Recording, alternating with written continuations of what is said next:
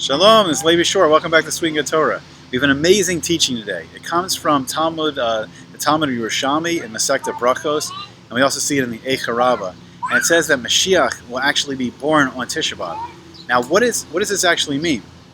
So what I think it means is that what will happen when Moshiach is anointed? It means in every generation, there's a person that's roy, that's fit to be Moshiach, ben Yosef. He's going to be the Moshiach that's descended from Yosef, from Joseph, and through his son Ephraim, and through that tribe.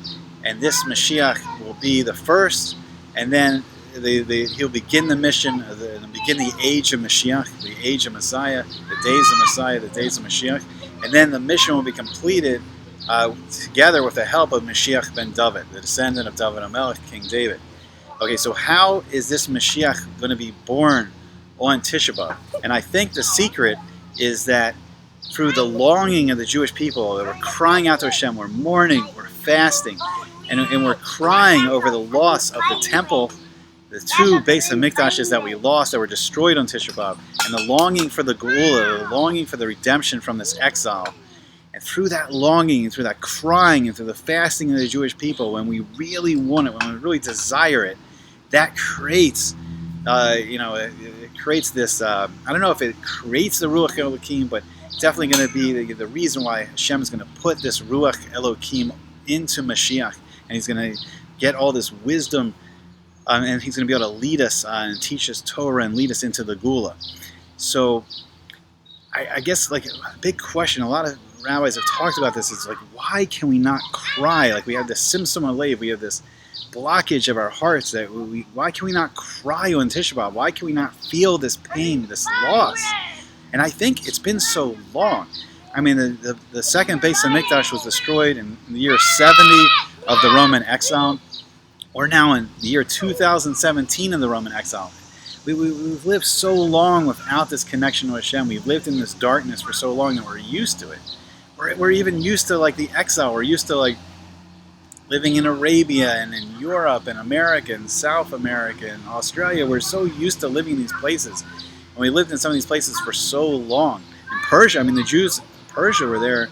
I mean, I think way before even, the days of Mordechai and Esther, the Jews of Iran were there. I mean, the Jews of Iraq are now all in Israel, basically, but we've been in some of these communities for thousands and thousands of years, and we're so comfortable in this gullus, in this exile. So how can we break through? I mean, how can we realize what we've lost? How can we cry on Tisha B'Av? And it's amazing, because after all the terror attacks in Eretz Yisrael and just the growing anti-Semitism and terrorism everywhere, I mean, there are these terrorist attacks not just in Israel anymore; it's all over the world, and they're beginning to just target the Jewish people. It's not even like the excuse of like, oh, it's just Zionism. It's just about this Jewish state in the Middle East.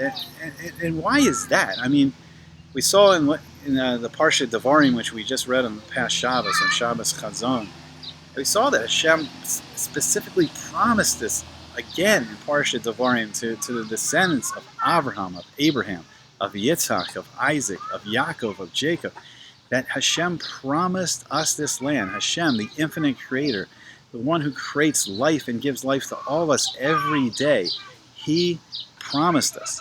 So, I mean, why do we listen when they say it's not ours? Why do we not,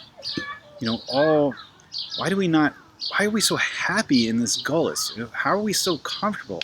I mean, I've seen horrendous anti-Semitism and comments of anti-Semitism. I think there's even a hashtag like Second Holocaust. They're so excited, they think we're going to be led to the slaughter again. But I don't think that's the age we live in. But I think it's the age where we're beginning to break through and reconnect with Hashem. And then we see it in the Baal Teshuvah movement. We see it in a religious awakening back to the Torah. And it's happening. It's starting. It's growing. So at the same time, this anti-Semitism is pushing us.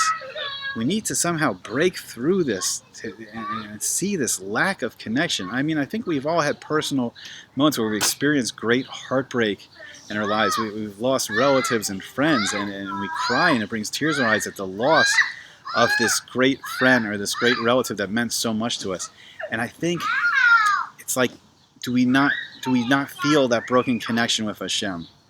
I mean, I don't know. Do we feel so close to Hashem that we don't feel this loss? I mean, a world without Hashem is the world with these wars breaking out all over the world, with horrible disease breaking out everywhere. But a world with the revelation of Hashem, that all life comes from one infinite source, and that Hashem loves us all, and we're all His children, and that Hashem created all. He gave us all this Selim Elohim. He gave us this great spiritual potential that we're created in the image of Hashem Himself, and we have this soul that's eternal. We are actually a soul, as Rav Noach Weinberg Zal used to say. Are you a soul? With are you a body with a soul? Are you that soul in the body? Is the essence of who you really are that soul? Are you that neshama? Because that's who you really are. That's what makes you see. I mean, think about it. You see when you're dreaming, because your neshama, your soul can see, your soul can hear, your soul can smell, your soul, these senses and the wisdom and the intelligence are all in the soul, and who you are is all in the soul, and it's just residing in this body for however long we have in this year. We have a maximum of 120 years. So I don't know. I don't know personally what it would take to feel this loss, and this disconnection of Hashem, and just want to get out of this exile, to see us all return to Eretz Yisrael, and to see wonders and miracles again, and to see this world reach its completion. To see a world where we have trees that don't give fruit, but our tradition is that in the future, like Hashem's created this great potential in creation, that in the future, like every tree, not only will every tree give fruit, the whole tree will taste like fruit. And it will be edible. And the same too, we can be this beautiful fruit, this beautiful vineyard of Hashem, as Hashem describes us, this great wine that brings happiness and joy to mankind. And right now, we're not. I mean, we're detested, we're hated. I mean, it is. We're hated. And what are we hated for? We're hated for being a kind people, for being a good people, for being a people that gives so much charity and tzedakah and is always trying to help people. And it's not really us that they hate. It's a world that's really rejecting Hashem right now. But in a world where people want to be good, want to connect to Hashem, then we'll really be praised for the kind, generous people we are. So I don't know what it takes. I mean, maybe we can all find in ourselves something in this Tisha B'Av to break through this Simson Alev, to break through this blockage, and cry for our lack of connection to Hashem.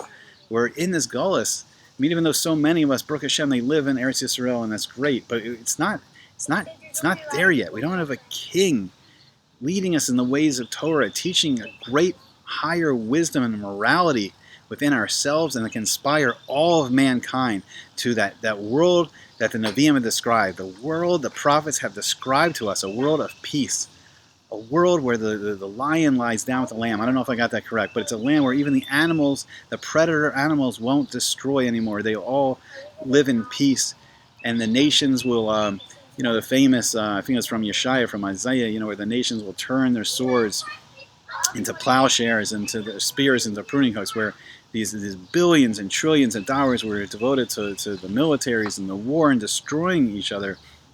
We can put all that money into agriculture and make sure everyone's fed, and give everyone the time every day to learn and acquire wisdom and live a great elevated life.